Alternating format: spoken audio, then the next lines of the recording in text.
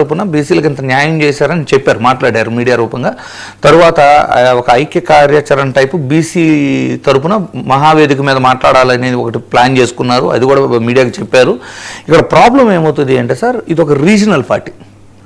Moreover ఏంటంటే ఈ regional party YSRCP, Telugu Desam జాతీయ పార్టీ. అది కాదు, జాతీయ పార్టీతో పోటీ పడటం అంటే రీజనల్ పార్టీ కష్టమే సార్. జాతీయ పార్టీ అని చెప్పుకోవటం వేరు, రియల్గా ఉన్నారండి వాళ్ళు. మీరు ఓటిస్తారు కానీ అండమాన్లో ఉన్నారు వాళ్ళు, మీకు తెలీదా? సరే తీసేయండి సార్, అవన్నీ కాదు కానివ్వండి. నేనేమంటా అంటే రీజనల్ పార్టీ అవటము, ఇది స్థాపించి 10 సంవత్సరాలు అవటము, చిన్న గ్యాప్ నేను ఎక్స్ప్లెయిన్ చేయాలనుకుంటున్నాను. ఏంటంటే ఇప్పుడు టీడీపీ ఉంది, ఒక 40 ఏళ్ళు 30 ఏళ్ళ ప్రస్థానంలో కొంతమంది సీనియర్ లీడర్లు సేమ్ కాన్స్టిట్యున్సీ నుంచి 30 సంవత్సరాలుగా కంటెస్ట్ చేయటము, పలుమార్లు మంత్రి పదవి చేయటం వలన వాళ్ళకి ఒక బేస్ ఉంటుంది, అంటే వాళ్ళు మాట్లాడితే వ్యూవర్షిప్ ఉంటుంది. ఇక్కడ ఏమైపోతుందంటే వీళ్ళు అధికారంలో ఉంది 5 సంవత్సరాలే, టోటల్గా పార్టీ 3 times ఫేస్ చేసింది ఎలక్షన్ని, అంటే 12 years పార్టీ.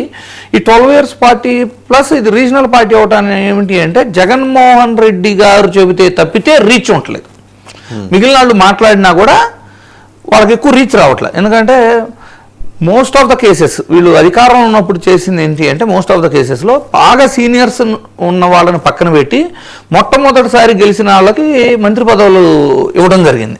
సో అలాంటి వాళ్ళకి క్యాడర్ బేస్ చాలా తక్కువ ఉంటుంది. ఇప్పుడు అనంత వెంకటరామరెడ్డి గారు ఉన్నారు, ఎగ్జాంపుల్ చూస్తున్నా, కడసాని రాంభూపాల్ రెడ్డి గారు ఉన్నారు, మానుకొండ మైదర్ రెడ్డి గారు, మేకపాటి వాళ్ళు, శిల్పం చక్రపాల్ లాంటి వాళ్ళు, శిల్ప మోహన్ రెడ్డి లాంటి వాళ్ళు, కర్ణం బలరాం లాంటి వాళ్ళు, అంటే ఇలా సీనియర్స్ ఉన్నారు చూడండి. 30-40 ఏళ్ల రాజకీయ అనుభవం ఉన్నవాళ్ళు. వాళ్ళు మాట్లాడితే వాళ్ళకంటూ కొంత క్యాడర్ బేస్ ఉంటుంది, ఓన్ క్యాడర్ బేస్. నేను చెబుతుంది పార్టీ క్యాడర్ బేస్ కాకుండా కూడా కొంత ఓన్ క్యాడర్ బేస్ ఉంటుంది, కాబట్టి రీచ్ ఉంటుంది. కానీ ఇక్కడ ఏమైంది అంటే ఒక్కసారి గెలిచిన వాళ్ళకి మంత్రి పదవులు చాలామంది సంపాదించారు ఒక్కసారి గెలిచి. అందువలన కూడా ఇప్పుడు మాజీ మంత్రి హోదాలో వాళ్ళు మాట్లాడినా కూడా అది రీచ్ అవ్వట్లా. జగన్మోహన్ రెడ్డి గారు వచ్చి మాట్లాడితే తప్పితే క్యాడర్కి పార్టీ చేస్తున్న విధానాలు, అవలంబించిన విధానాల గురించి జగన్మోహన్ రెడ్డి గారే స్వయంగా ప్రతిదీ చెప్పాల్సి వస్తున్నారు. అది నిజంగా అది ఒక డర్త్, ఆ పార్టీకి ఒక లోపం అది. ఎందుకంటే ఆ పార్టీ నిర్మాణాన్ని ఆయన సమర్థవంతంగా చేసుకోలేకపోయారు. అంటే తాను కాదు, తన పార్టీలో ఎవరు మాట్లాడినా జగన్మోహన్ రెడ్డే మాట్లాడాడనే ఒక ఇంప్రెషన్ని క్యారీ అవుట్ చేయించడంలో అది స్పష్టంగా ఆయన వైఫల్యమే. ప్రతిదానికి పిడికి బియ్యానికి ఆయనే వచ్చి మాట్లాడాలంటే ఎట్లా మాట్లాడతాడు? తెలుగుదేశం చూడండి, ఎంత వాళ్ళు ఒక 10-15 మంది ఉన్నారు సీనియర్ లీడర్స్. వాళ్ళు వచ్చి మాట్లాడితే ఈక్వల్గా వాళ్ళు దే ఎంజాయ్ ద వ్యూవర్షిప్. అంతే, అది అంటే అంత హోంవర్క్ కూడా వాళ్ళు చేసుకుంటారు. ఇప్పుడు ఈయన హోంవర్క్ చేసుకుని వచ్చాడు, ఇంతే హోంవర్క్ చేసుకుని రాగలిగిన వాళ్ళు వైసీపీలో ఎంతమంది ఉన్నారండి? మీరు ఆ కోటరీని వదిలేయండి. కోటరీ ఎంతసేపు అయినట్టు ఆ చైనా వాళ్ళకి మధ్యలో ఇటుకలకి మధ్యలో ఏమైనా సిమెంట్ ఊడిపోతే సిమెంట్, పెచ్చులు ఊడిపోతే సిమెంట్ పొడుచున్నాయి, ఇవి తప్పితే కోటరీ ఈయనకు ఉపయోగపడింది రూపాయి లేదు. అదే సార్, ఇప్పుడు కూడా నేనేమంటానంటే ఎప్పుడైనా ఎనీ పొలిటికల్ పార్టీ నీకు ఒక జిల్లాకి ఒక పవర్ జంక్షన్ లాగో, పార్లమెంటుకు ఒక పవర్ జంక్షన్ లాగో, ఆ పవర్ జంక్షన్ కూడా రాజకీయ నాయకుడు అయి ఉండి 20-30 ఏళ్ళగా ప్రజలతో అనుబంధం ఉన్న వ్యక్తిని ఎంకరేజ్ చేస్తే గ్రౌండ్ రియాలిటీ ఏంటి, గ్రౌండ్లో ఏం జరుగుతుంది, దీన్ని సరిదిద్దుకోవాల్సిన అంశాలు ఏమన్నా ఉన్నాయి, ఆ పార్టీ సరిదిద్దుకోవాల్సి వస్తే ఎలా చేసుకోవాలి, లోటుపాట్లన్నీ జగన్ గారి దాకా వెళ్ళటం ఇవన్నీ జరుగుతాయి. కానీ వైఎస్ఆర్సీపీ విషయంలో ఏం జరిగింది అంటే రీజనల్ కోఆర్డినేటర్లు అంటూ కొంతమందిని అలాట్ చేయటము, అంటే ప్రజలతో డైరెక్ట్ సంబంధం ఉండే వాళ్ళకంటే కూడా ఈ రీజనల్ కోఆర్డినేటర్లు ఎక్కువ పవర్ జంక్షన్ లాగా ఫామ్ అవటం వలన గ్రౌండ్ రియాలిటీ అనేది ఒక గ్యాప్, అంటే క్యాడర్కి అధిష్టానానికి మధ్య గ్యాప్ రావడానికి ప్రధానంగా కారణమైంది అప్పట్లో. సో అలాంటివి కొన్ని రెక్టిఫై చేసుకోవాల్సిన అయితే ఉంది. ఇప్పుడు మీరు ఇందాక ఆయన వచ్చి చెప్పారు, ఆయన వచ్చి చెప్పేదాన్ని వాస్తవంగా మున్సిపల్ ఎలక్షన్కి సంబంధించిన ఈ వ్యవహారం ఇనిషియేట్ అవుతోంది అనగానే పార్టీ జనంలోకి తీసుకెళ్ళాలి. బీసీలకి 34% రిజర్వేషన్ హైకోర్టు డినై చేసిన తర్వాత ఆ బీసీలని తీసుకొచ్చి ఓసీ స్థానంలో నుంచోబెట్టాలని నేను చెబితే కానీ జనాలకు వెళ్ళలేని ఒక దుస్థితి ఆ పార్టీలో ఉందంటే ఏ స్థాయిలో వాళ్ళ కమ్యూనికేషన్ అంటే అలా ఏం లేదు సార్. నేను ఇంకో విషయం ఏం చెప్తానంటే నా ఎస్సీ, నా ఎస్టీ, నా బీసీ నినాదం కూడా ఓడిచ్చింది అని మాట్లాడే వాళ్ళు కూడా ఉన్నారు.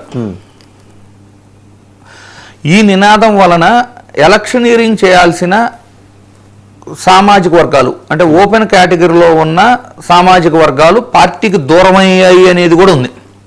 నిజమేగా. అంటే ఇవన్నీ జరిగినాయి అంటే ఆల్రెడీ ప్రజల్లోకి బీసీలకి ప్రాముఖ్యత జగన్ గారు ఇచ్చారు అనేది ప్రజల్లోకి వెళ్తేనే ఈ వర్గాలు అసంతృప్తితో ఎలక్షన్ వదిలేశాయి అనేది ఇది కరెక్ట్ అయితే ఇది కూడా కరెక్టే.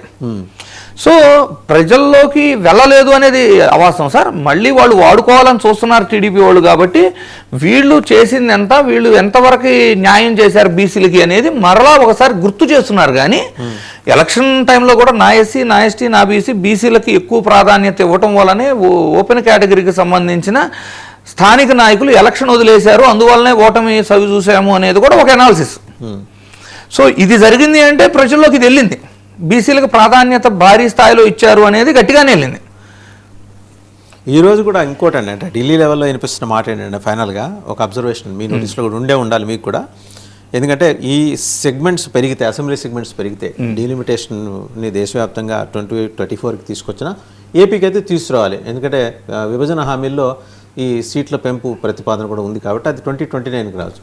వస్తే గనక బీసీలని ఎక్కువ స్థాయిలో అకామిడేట్ చేయడానికి ఆల్రెడీ జగన్మోహన్ రెడ్డి గారు కసరత్తు చేస్తున్నారనే ఒక మాట ఢిల్లీ ప్లాట్ఫామ్స్ మీద వినపడుతుంది. ఆంధ్రప్రదేశ్లో వినపడిన పెద్ద ఎవరు పట్టించుకోరు. బేసికలీ సార్ డీలిమిటేషన్ అయింది అనుకుందాం. డీలిమిటేషన్ అయితే మీకు 150,000 ఓట్లకే ఒక అసెంబ్లీ స్థానం ఏర్పడుతుంది. 150,000 ఓట్లు అంటే ఒకవేళ మున్సిపాలిటీ ఉంటే మున్సిపాలిటీతో పాటు ఒక మండలం, మున్సిపాలిటీ లేకపోతే 3 మండలాలతో కలిపి ఒక నియోజకవర్గం ఏర్పడిపోతుంది. అంటే 265 రావచ్చేమో. సో ఉజ్జాయింపుగా ఒక జెడ్పీటీసీ చేసిన వ్యక్తి అంటే ఒక మండలంలో పట్టున్న వ్యక్తి ఇమీడియట్గా ఎమ్మెల్యే ఆస్పిరెంట్గా వస్తారు. ఎందుకు అంటే ఇంకో మండలంలో మెజారిటీ తెచ్చుకోగలిగితే గెలిచినట్టే. 3 మండలాల్లో ఒక మండలం ఎలాగో పట్టుంది, ఇంకో మండలంలో ఆధిక్యం తెచ్చుకుంటే 3వ మండలంలో ఆధిక్యం రాకపోయినా ఎమ్మెల్యే అయిపోతారు. సో ఒక మండలంలో ఆధిక్యం అంటే పట్టున్నాళ్ళు ఎవరవుతారు? జెడ్పీటీసీలు అందరూ ఒక మండలంలో పట్టున్నాళ్లే, ఎంపీపీలు అందరూ ఒక మండలంలో పట్టున్నాళ్లే. అలాంటి వాళ్ళు అంటే జెడ్పీటీసీలు, ఎంపీపీలు ఈ స్థానాలు ఇప్పుడే జగన్మోహన్ రెడ్డి గారు స్క్రీన్ మీద ఇందాక ఏం చెప్పారు, వారికి ఎంతమందికి బీసీలకు కేటాయించామనే చెప్పారు.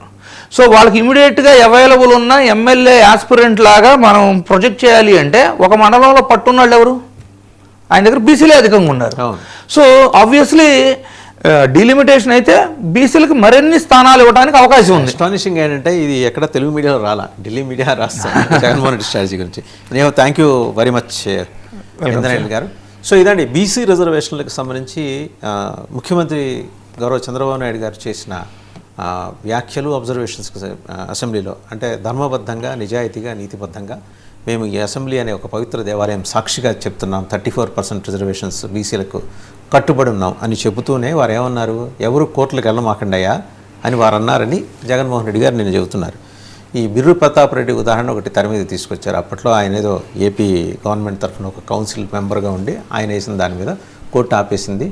అప్పుడు అందుకని చేయలేకపోయామని. అది వేయించింది మీరే కదా.